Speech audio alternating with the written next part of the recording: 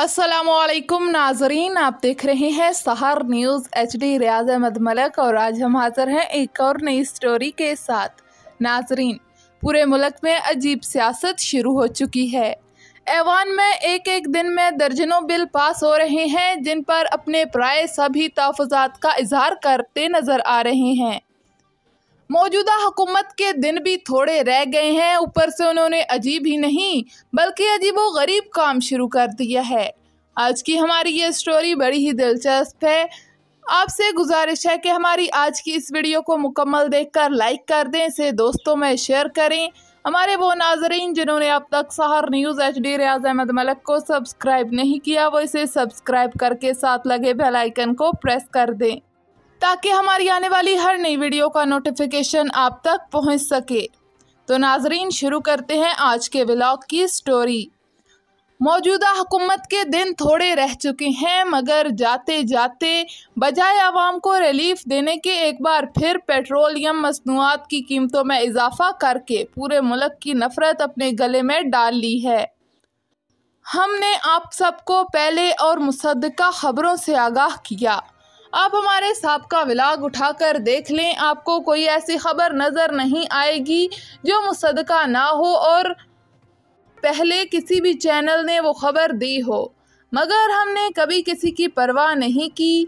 किसी ने फेक खबर कहा तो किसी ने कुछ कहा, मगर फिर अगले कुछ दिनों में जब वो खबर टीवी चैनल्स पर आई तो लोगों ने अप्रिशिएट भी किया। अब एक सवाल आवाम के लिए खड़ा है कि अब इलेक्शन होंगे या नहीं। नाजरीन, इलेक्शन ही इस मुल्क के मसाइल का हल हैं, मगर हमारे यहाँ ये रवाज चल निकला है जिसे इक़्तिदार मिल जाए इसका दिल इसे छोड़ने को नहीं करता।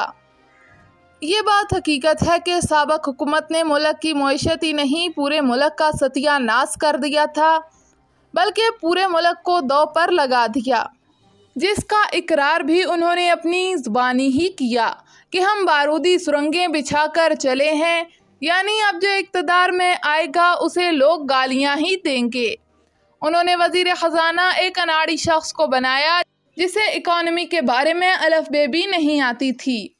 बादज़ां किसी के कहने पर हफीज़ शेख और शौकत तरीन के हवाले ख़जाना किया, जिन्होंने मईशत का वो हाल किया कि ख़ुद ही दुनिया को बताया कि पाकिस्तान डिफ़ॉल्ट कर रहा है। मगर मौजूदा हुकूमत की तमाम बुराइयां एक तरफ, मगर मुल्क को संभालना एक तरफ। उन्होंने अपना सियासी कैरियर दांव पर लगाकर मुल्की आवाम को महंगाई की दलदल में तो फंसाया, मगर मुल्क की मईशत को दुरुस्त कर दिया। साबका हुकूमत ने CPEC बंद कर दिया था। अगर वो आज मुकम्मल हो चुका होता तो हमारा मुल्क पाँव पर खड़ा होता। हमारे पास डॉलर आते, गवादर पोर्ट फंक्शन हो चुकी होती, मगर अफसोस कि उन्होंने ऐसा ना किया।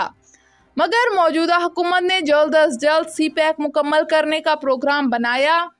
एक तरफ बिजली महंगी हुई तो दूसरी जानब चीन की मदद से हवा से बिजली बनाकर आवाम को देने के मंसूबे जल्द मुकम्मल किए जा रहे हैं, जिससे चीन पाकिस्तानी उन इलाकों में जिनमें ये कारखाने काम शुरू करेंगे इंतहाई कम कीमत पर उन्हें बिजली देंगे, जिसका मुआहदा हो चुका है और काम भी तेज़ी के साथ जारी है। हमारा अलमिया ये है कि हमारी कौम में सब्र नामी कोई चीज़ नहीं। हम हर प्रोपेगेंडा को सच मान लेते हैं। कौम ने महंगाई बर्दाश्त कर ली है, अब जल्द ही कौम को इससे निजात दिलाने के मंसूबे भी बन रहे हैं, मगर ये मौजूदा हुकूमत नहीं करेगी, क्योंकि जो दरख्त लगाता है वो इसका फल नहीं खाता। अब जब केयर टेकर हुकूमत अगर आ गई तो इसमें इक़्तिदार का दौरानिया भी तवील हो सकता है, ग़ालिबन 2024 तक। फिर इस दौरान PTI मंजर आम से हट चुकी होगी और फिर मौजूदा हुकूमत के कारनामे आम हो चुके होंगे और अगले इक़्तिदार में यही हुकूमत दोबारा न सिर्फ इक़्तिदार में होगी बल्कि आवाम की मनपसंद हुकूमत भी होगी। इसी दौरान नवाज शरीफ भी शायद मुल्क में होंगे। उनका मुल्की सियासत में कोई किरदार होगा या नहीं, ये कहना इस वक्त कबल अज़ वक्त होगा। नाजरीन, तो हमारे व्लॉग की ये स्टोरी आपको कैसी लगी हमें कमेंट बॉक्स में अपनी राय से ज़रूर आगाह करिएगा।